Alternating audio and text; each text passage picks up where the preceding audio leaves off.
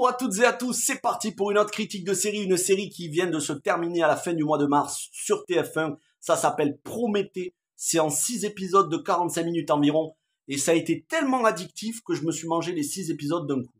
J'étais parti pour regarder un épisode et je me suis mangé les 6 d'affilée.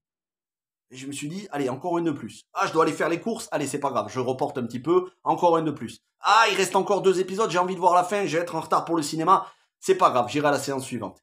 Je me suis mangé les 6 épisodes d'affilée. C'était un kiff. Franchement, Prométhée, un Stranger Things à la française, un Frankenstein à la française, c'était un régal ultra addictif. Alors de quoi ça parle? C'est une critique sans aucun spoilers. Et je vous donnerai les infos sur la série, est-ce qu'il y aura une saison 2, je vous parlerai des audiences, et je vous parlerai du casting bien évidemment. Donc le synopsis sans spoilers. On va y suivre Prométhée, une jeune adolescente que l'on retrouve nue sur une route, sortie des bois, et qui va être percutée par un couple dont on va suivre un petit peu leur histoire. Ils ont perdu une fille qui avait à peu près le même âge que cette fille-là. Ils ont un fils. Elle est directrice, elle est proviseure du lycée. Et lui, il est directeur de l'hôpital. Alors, je sais plus, je crois que ça se passe dans les Landes, mais je sais plus exactement où. Il me semble que ça se passe dans les Landes. Donc, ils sont connus de toute la ville, ils ont des amis. Et il y a beaucoup de filles qui ont été tuées ou alors qui ont eu des morts accidentelles ou des morts mystérieuses. Et il y a des enquêtes en cours. Et il y a les enquêteurs, joués par Camille Lou et Sami Seguir, qui sont, malheureusement, ils sont en train de piétiner dans les enquêtes. Et ils vont avoir cette jeune fille qui est amnésique, mais totalement amnésique. Elle ne se rappelle que de son prénom. Après, elle sait comment la vie fonctionne, elle sait qu'Internet, ça existe, des choses comme ça, mais sur son passé, elle ne sait rien du tout. Et donc, ils vont avoir cette fille en plus à s'occuper, et ils vont s'apercevoir que elle sait des choses sur les différentes enquêtes, sur les différentes disparitions, sur les différents meurtres ou les différentes morts qu'il y a eu de certaines adolescentes. Et cette fille, elle va avoir des flashbacks, le flashback de comment sont mortes les différentes filles. Pourquoi elle a des flashbacks? Est-ce qu'elle faisait partie des victimes potentielles mais elle a réussi à s'en échapper? Ou pour une autre raison? C'est une série fantastique science-fiction, donc j'en dirai pas plus. Je vais vous garder, je vais vous préserver l'intrigue. Il faut absolument, voilà, je veux pas du tout vous spoiler la surprise. Sachez que c'est une série qui est brillante, qui est extrêmement bien jouée, notamment par son actrice, sa jeune actrice, que je ne connaissais pas et j'ai l'impression que c'est son premier rôle, Fantine Ardouin, qui joue Prométhée, qui est excellente, de naturelle, très attachante, et tout le reste du casting, et alors c'est pareil, c'est un casting 3 étoiles. Donc, le casting. Déjà, moi, quand je vois Marie-Josée Croze au casting, c'est une actrice française que j'aime beaucoup et qui est malheureusement sous-cotée, on ne la voit pas assez. Marie-Josée Croze et, comment s'appelle cet acteur? Thomas Jouannet, qui font le couple, donc qui font le couple principal de la série. Déjà, les deux sont excellents. Il y a une alchimie entre les deux. On sent des parents brisés par qui essayent de faire le deuil de leur fille et qui vont très vite s'attacher et en même temps qui ont peur pour lui, pour le père, joué par Thomas Jouannet. Il a peur de s'attacher à cette fille parce qu'il veut pas que dans sa tête, ou en tout cas, il veut pas qu'il y ait un transfert d'émotions du fait qu'il a perdu sa fille. Il a du mal un petit peu à laisser rentrer cette nouvelle fille dans leur vie, alors que sa femme, elle, va la laisser rentrer directement et ça va leur faire du bien. Ils vont se reconstruire petit à petit grâce à cette jeune fille qui vont aider, pour qui ils ont vraiment de la bonté, ils veulent vraiment lui venir en aide. Elle va faire du bien un petit peu à tout cet entourage-là. Donc, déjà, Marie-Josée Croze, Thomas Jouannet, très très bons acteurs. Odile Vuillemin, qui va faire la psy.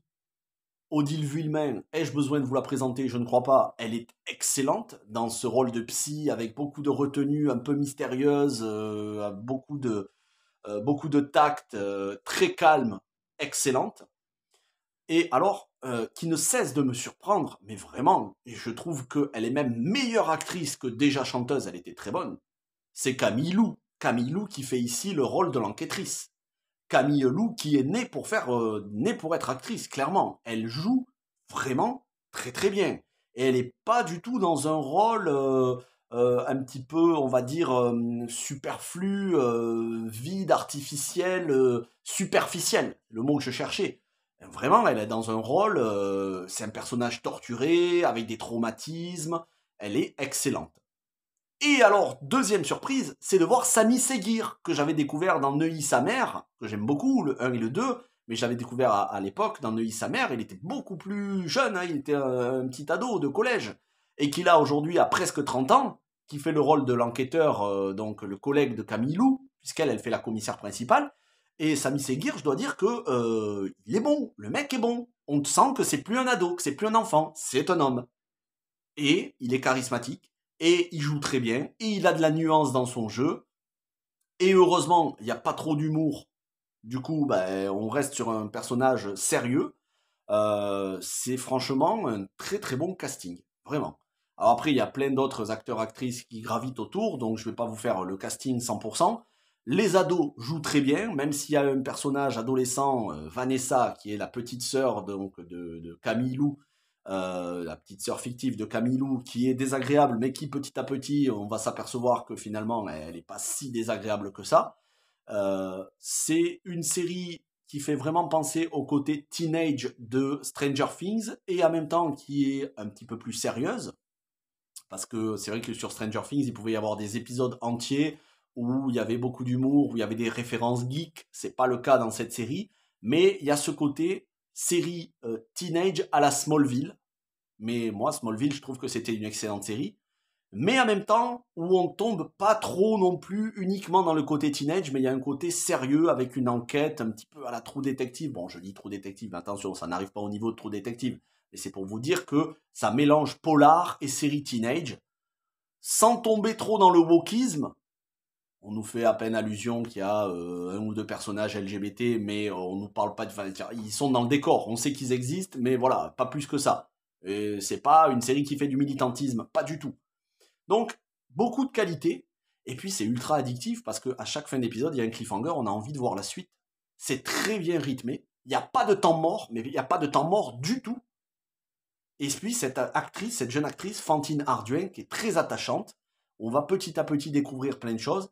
Et puis, j'ai aimé ce personnage. On sent que c'est un personnage profondément bon qui veut faire du bien autour d'elle. Et ça, j'ai adoré. Voilà, j'ai vraiment beaucoup aimé. À une ère où on nous présente des ados désagréables, au mode de vie décadent et dépravé, ben voir une jeune actrice, un personnage qui essaye de faire du bien autour d'elle, où on fait pas du tout de référence à sa sexualité, et on se fout éperdument d'ailleurs de la sexualité des personnages dans la série, c'est pas du tout le sujet, ben ça fait plaisir. Je me dis qu'il y a encore des séries où on met des ados qui peuvent être de qualité. Alors c'est une série qui joue sur le fantastique science-fiction jusqu'au bout, qui met en place des pistes pour une éventuelle saison 2, et il faut vraiment espérer qu'il y ait une saison 2, parce que quand on voit, elle a fait un démarrage en trombe, mais ensuite les audiences se sont un petit peu cassé la figure, mais elles se sont bien rattrapées en replay sur TF1 Replay. Est-ce que ça va suffire pour renouveler? Clairement, le créateur de la série, lui, il est chaud pour une saison 2. Il a dit que ce serait frustrant de ne pas en faire une, surtout qu'il a imaginé son intrigue sur plusieurs saisons. Les actrices, notamment Odile Vuillemin, s'est exprimée en disant qu'ils étaient chauds pour revenir et reprendre leur rôle. Ça fait penser un petit peu à du X-Men, la série aussi. Je peux pas trop vous en révéler parce que après je vous gâcherai la surprise, mais franchement, regardez cette série, elle vaut vraiment le coup. On s'ennuie pas. Il n'y a pas de dialogue qui soit insupportable entre adolescents. Bien évidemment, il y a des stéréotypes d'adolescents, mais malgré tout, voilà, on reste quand même sur une série qui, moi, m'a fait penser plutôt à Parallèle de Disney+. Vous savez, je vous en avais parlé, je crois que c'était l'année dernière ou il y a 2 ans, il me semble l'année dernière. Ça m'a fait penser à ça, un petit peu plus que Stranger Things, mais avec un côté plus sérieux encore, où il y a vraiment une enquête policière. Un mix entre ça et Zone Blanche qui était une série dont je vous avais parlé au détour de quelques vidéos. Il faudrait vraiment que je me regarde à nouveau les 2 saisons pour vous en parler, qui était une série que j'adorais et qui malheureusement n'a pas eu de 3e saison, qui se passait, je crois, dans les Alpes, ou je ne sais plus exactement où, si ça se passait dans une région montagneuse et boisée, où il y avait une intrigue de fantastique, mythologique. Mais voilà, c'est vraiment une série de qualité qui aborde tous ces aspects, que ce soit l'aspect ado, que ce soit l'aspect polar, que ce soit l'aspect fantastique science-fiction, qui réussit dans tout ce qu'elle écrit, avec des personnages attachants, qui ont de la profondeur. Que demander de plus? Tout ça en 6 épisodes de 40 minutes. J'ai cru que c'était une série américaine, mais des bonnes séries américaines. Pas les séries Netflix arc-en-ciel, LGBT, féministes, tous les trucs comme ça, inclusivité à mort. Non, j'ai cru que c'était une série à l'ancienne, série américaine à l'ancienne. Et c'est bien une série française. Donc pour moi, c'est un gage de qualité. Voilà, je vais m'arrêter là, je vais pas le faire plus long, il n'y a pas besoin. N'hésitez pas à liker, vous abonner, partager pour regarder beaucoup d'autres critiques de séries, y compris des séries françaises et des films français, parce que je parle aussi pas mal de productions françaises. J'aime mettre en avant quand c'est de la qualité, bien évidemment. Après, si c'est un truc de militantisme et tout, hop, ça dégage. Mais quand c'est quelque chose de qualité, même si c'est français, j'aime en parler. Et malheureusement, je trouve qu'il n'y a pas assez de monde qui parle en bien de séries françaises qui valent le coup d'œil. Et cette série, j'ai l'impression qu'elle est un peu passée inaperçue sur le YouTube Cinégame. Donc voilà, je suis très content de vous en parler. Et j'espère que vous découvrirez la série en replay.